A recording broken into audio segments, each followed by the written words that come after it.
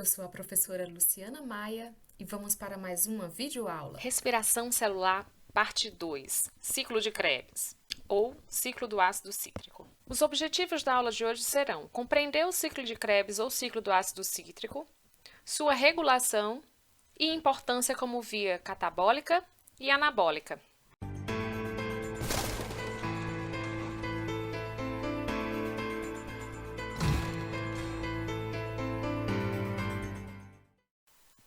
Continuando nossa aula sobre respiração celular, nós vamos estudar agora o ciclo do ácido cítrico ou ciclo de Krebs. Essa etapa da respiração celular, ela ocorre dentro da mitocôndria. Então, só para a gente relembrar essa organela, a mitocôndria é uma organela que possui algumas estruturas específicas, a membrana externa, a membrana interna, que ela é toda com a presença dessas invaginações, então aumentando aqui essa superfície de contato.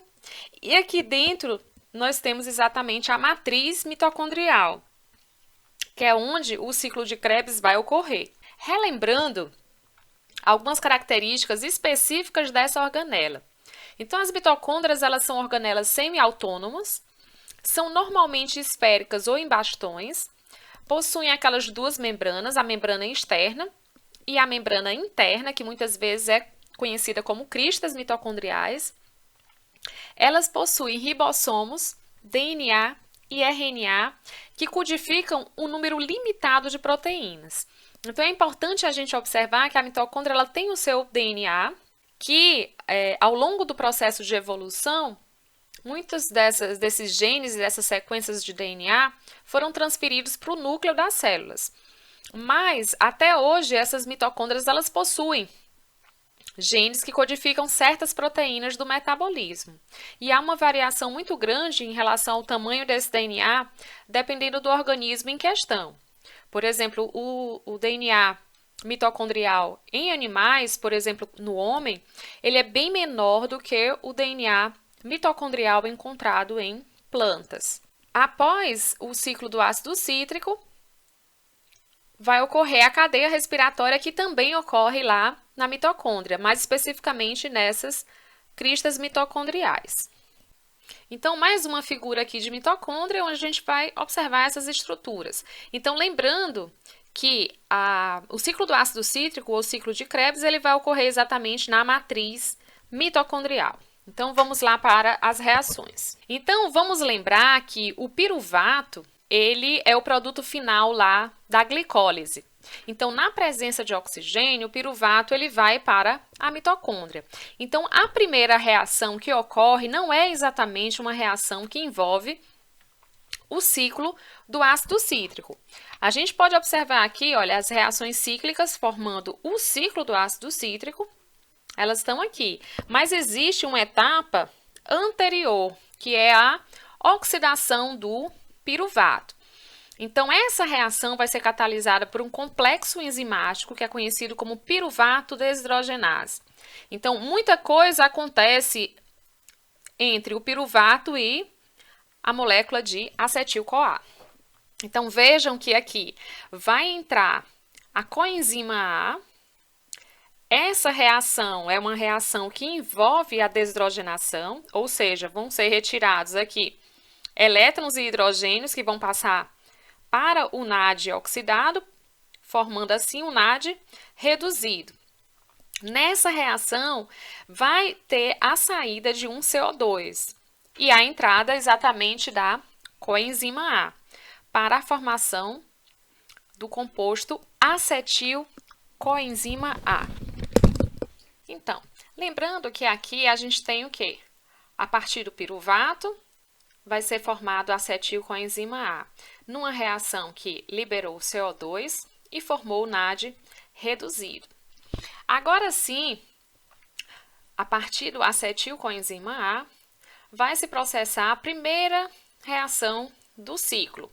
Lembrando que quando a gente tem um ciclo, as reações cíclicas, elas começam e terminam com o mesmo metabólito. Então, a primeira reação aqui do ciclo nós temos o oxaloacetato, que é aquele ácido orgânico de 4 carbonos, 1, 2, 3, 4 carbonos, que vai se ligar com o acetilcoenzima A através da ação da citrato-sintase.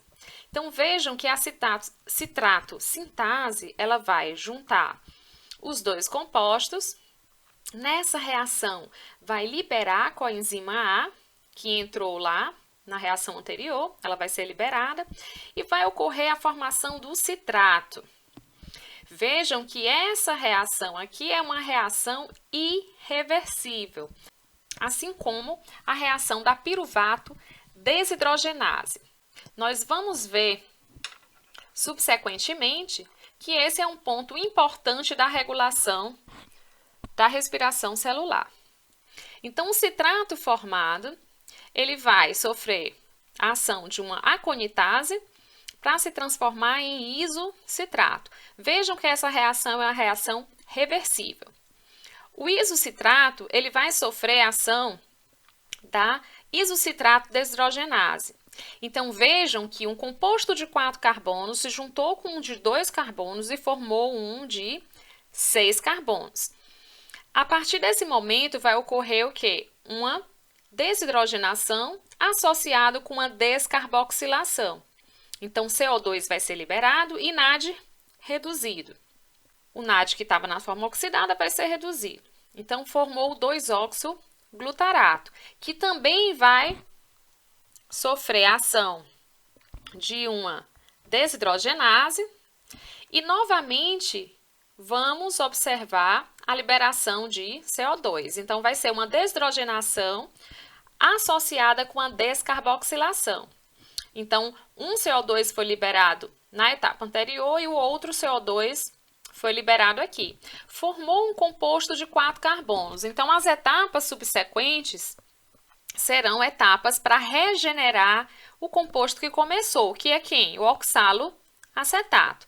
Então, a gente tem aqui succinil-CoA, que vai se transformar em succinato.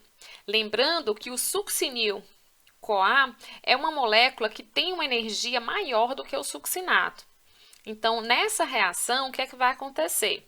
A água vai entrar, a coenzima A, ela vai ser liberada e a succinil-CoA sintetase, ela vai catalisar essa reação para a formação do succinato. Como o succinato tem uma energia inferior à do succinil-CoA, parte dessa energia vai ser liberada para a produção de ATP. Então, aqui é o que a gente chama de fosforilação a nível de substrato. Lembrando que no metabolismo vegetal é formado ATP. No metabolismo animal é formado GTP. Então, a diferença é só o quê? Que em vez de ser adenina, lá vai ter a guanosina. Então, aqui é a adenosina trifosfato e lá no metabolismo animal é a guanosina trifosfato. Em termos de energia, basicamente elas são similares. Então, succinil-CoA, succinato, a próxima etapa é a formação do fumarato, através da ação da succinato desidrogenase. Então, veja que aqui também vai ocorrer uma desidrogenação, só que em vez de envolver o NAD, vai envolver o FAD. Então, a gente vai ter aqui a redução de uma molécula de FAD, para a formação do FADH2. O fumarato, ele vai ser transformado em malato pela fumarase e o malato, ele pode ser transformado em oxalacetato, passando pela ação da malato desidrogenase. Então, novamente, vai ser formado o quê? NAD reduzido. Então, nós podemos observar aqui 3 pontos de formação de NAD reduzido, 1, 2 e 3, um FAD reduzido e um ATP, a cada volta no ciclo. O metabolismo vegetal, ele tem a presença da enzima málica. A enzima málica, ela pode transformar o malato em piruvato. Nesse processo, ocorre o que? A liberação de CO2, já que o malato tem 4 carbonos e o piruvato tem 3. Então, isso dá a possibilidade das plantas terem esse metabolismo e poder metabolizar o malato e o piruvato. Aqui é o ciclo do ácido cítrico em animais. Só lembrando aqui, ó, que no caso do metabolismo animal, em vez de ATP, é formado GTP. Os 3 pontos aqui de formação de NAD e um FAD. Então, é importante a gente lembrar, sempre no ciclo do ácido cítrico, que a cada volta são formados 3 NADs, um FAD e um ATP. E as etapas de descarboxilação, porque lembrem que o acetil-CoA ele tem 2 carbonos. Então, esses 2 carbonos eles vão ser liberados como CO2 exatamente nessas 2 etapas aqui. No caso do metabolismo vegetal, a gente já falou que a presença da enzima málica ela é um evento importante, porque esse malato ele pode ser transformado em piruvato.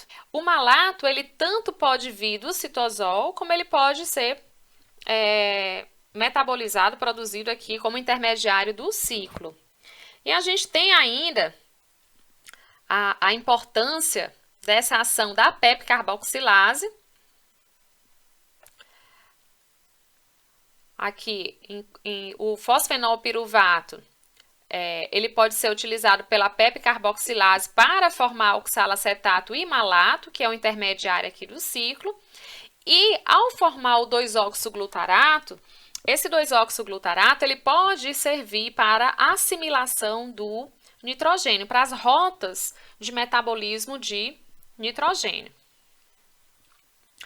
Então, a gente pode observar aqui essa figura, o que é que a gente vai ver? Acetil-CoA entrando aqui no ciclo, formando aqueles intermediários, e aqui, olha, o alfa-cetoglutarato, que pode ser utilizado para a biossíntese, por exemplo, de aminoácidos, nucleotídeos, o succinil-CoA aqui como precursor de grupos M, etc.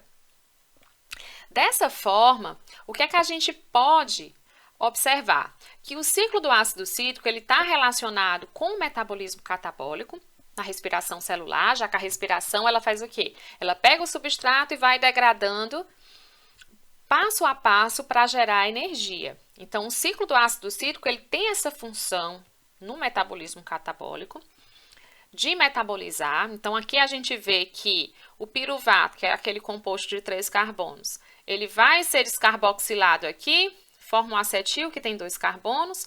O acetil vai passar pelas reações do ciclo. Vocês lembram que aqui vai ser descarboxilado 1 e 2 vezes. E aí depois regenera o oxalacetato. Nesse processo é formado ATP, é formado NAD reduzido, é formado FAD reduzido, que vão para a última etapa da respiração celular, que é lá nas cristas mitocondriais. Então, a gente já viu essa função do ciclo do ácido cítrico no metabolismo catabólico. Mas e o metabolismo anabólico? Lembrando que metabolismo anabólico está relacionado com a síntese, a biossíntese. Então, por que a gente diz que o ciclo do ácido cítrico é uma via catabólica e anabólica ao mesmo tempo? Porque vários desses intermediários aqui do ciclo, eles podem atuar como precursores. Então, por exemplo, aqui o citrato, ele pode sair do ciclo e agir como um precursor, por exemplo, de ácidos graxos ou esteróis. O alfa-cetoglutarato, que a gente já falou lá, que está envolvido no metabolismo do nitrogênio, ele pode sair aqui do ciclo e ser utilizado para a formação do glutamato, que por sua vez vai estar envolvido no metabolismo, na síntese de arginina, de prolina, de glutamina ou das purinas. O succinil-CoA, ele pode ser um precursor de porfirinas, de grupos M, que a gente já viu presente em algumas moléculas biológicas de importância. O oxaloacetato, por exemplo, ele pode ser um precursor do fosfenolpiruvato, que por sua vez pode ser um precursor da glicose.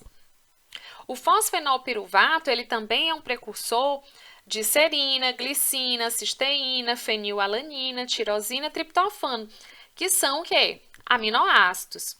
O oxalacetato, ele também pode ser um precursor de aspartato, asparagina e das pirimidinas. Então, a gente pode observar que o ciclo do ácido cítrico, ele tem essas funções envolvidas no metabolismo de biossíntese de moléculas e no metabolismo de degradação de moléculas. Ou seja, ele está envolvido no catabolismo e no anabolismo. Em relação ao catabolismo, a gente já viu que as moléculas aqui formadas vão ser quais? NAD reduzido, FAD reduzido e ATP ou GTP. CO2 aqui foi liberado. Então, em relação à respiração celular, esses NADs e FADs reduzidos vão agora para aquela última etapa da fotossíntese, que é a cadeia respiratória. Então, na aula de hoje a gente viu essa visão do ciclo do ácido cítrico e na próxima aula a gente continua o processo de respiração. Como esse NAD e FAD reduzidos, eles vão ser reoxidados lá na cadeia respiratória.